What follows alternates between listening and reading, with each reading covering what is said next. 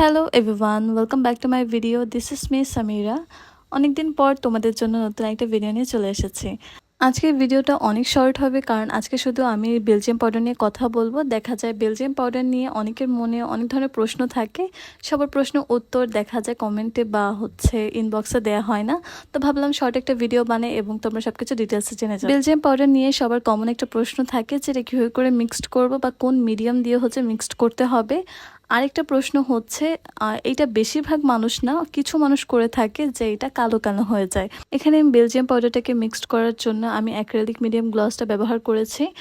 আর এখানে পাউডারের পরিমাণটা থাকবে একটু বেশি এবং মিডিয়াম গ্লসের পরিমাণ থাকবে কম।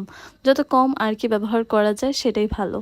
কম এই জন্যই ব্যবহার করব, কারণ কম করে যদি মিডিয়াম গ্লাস ব্যবহার করা হয় তাহলে বেলজিয়াম পাউডারটা কালো হবে না।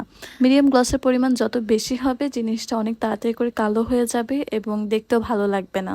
তো তোমরা চেষ্টা করবে অল্প অল্প করে মিডিয়াম গ্লাসগুলো ব্যবহার করার জন্য।